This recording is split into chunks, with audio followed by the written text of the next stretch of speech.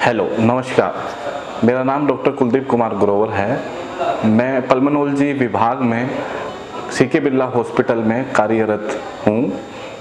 मैं आज आप लोगों के समक्ष एक बहुत ही इम्पोर्टेंट टॉपिक जिसको हम ट्यूबरकुलोसिस बोलते हैं उसके बारे में बताना चाहता हूँ।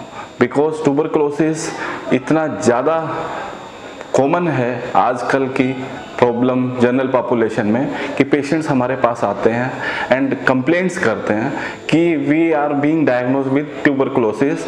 इतना ज़्यादा पैनिक रहता है कि उस प्रॉब्लम को अवेयर नहीं हो पाते। अगर अवेयर नहीं हो पाते तो ट्रीटमेंट नहीं ले पाते हैं। सो ये पल्मोनरी ट्यूबरकुलोसिस होता क्या है?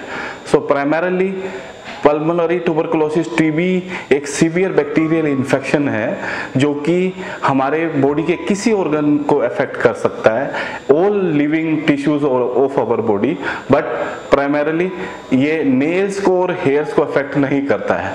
केसेस नहीं देखे गए हैं।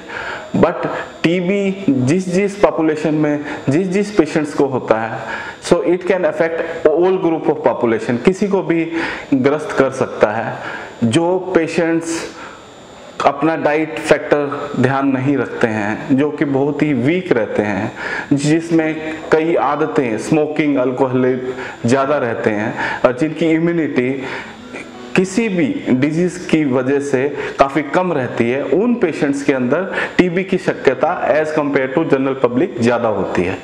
सो ये टीबी होता क्या, क्यों है, कैसे होता है? ये प्राइमरली ड्रॉपलेट इन्फेक्शन से होता है। अगर मैं टीबी से ग्रस्त हूं so I will be called as a TB case.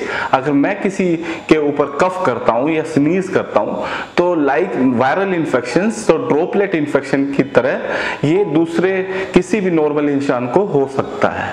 सो अगर किसी भी पेशेंट को कफ है मोर देन 2 वीक्स और नॉर्मल एंटीबायोटिक्स लेने के बाद भी नहीं जाता है तो पहला सस्पिशन हमारी इंडिया में टीबी का रहता है। Because cough more than 2 weeks according to Indian जो ट्यूबरकुलोसिस गाइडलाइंस हैं उसमें ये बोला जाता है कि आपको किसी भी पेशेंट में टीबी का शक्यता सबसे पहले रूल आउट करना है। सो किस किस पेशेंट में किस किस प्रकार की टीबी हो सकती है? प्राइमरली इंडिया में first and foremost lungs affect होते हैं जिसको हम मेडिकल भाषा में पल्मोनरी टीबी बोलते हैं। सो पल्मोनरी टीबी के पेशेंट्स ज्यादा रहते हैं। So pulmonary TB normal TB भी होती है, DR TB drug resistant TB भी होता है, MDR multi drug resistant TB भी होता है और टोटल ड्रग रेजिस्टेंट टीबी भी होती है।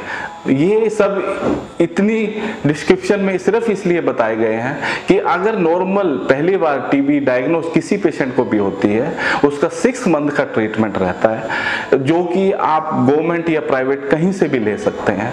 अगर हम उस ट्रीटमेंट को, उस प्रोटोकॉल को रेगुलर जैसे हम लेते हैं, जैसे कि डॉक्टर हमें बताते हैं कि अराउंड जैसे कि 2 फेजेस रहते हैं ट्रीटमेंट में, एक इंटेंसिव फेज जो कि 2 महीने का होता है, एक कंटिन्यूएशन फेज जो कि 4 मंथ का होता है। सो टोटल 6 मंथ का टीबी ट्रीटमेंट रहता है जो कि अगर फर्स्ट टाइम डायग्नोस्ड हो। अगर इसी ट्रीटमेंट के दौरान हम कभी ट्रीटमेंट छोड़ दें जिसको कि हम डिफॉल्टर ऑफ टीबी ट्रीटमेंट बोलते हैं, अगर कोई ट्रीटमेंट लेने के बाद भी ठीक ना हो जिसको हम टीबी ट्रीटमेंट फेलियर बोलते हैं, सो वो कैटेगरी 2 में चले जाते हैं जिसका ट्रीटमेंट अराउंड 8 मंथ रहता है।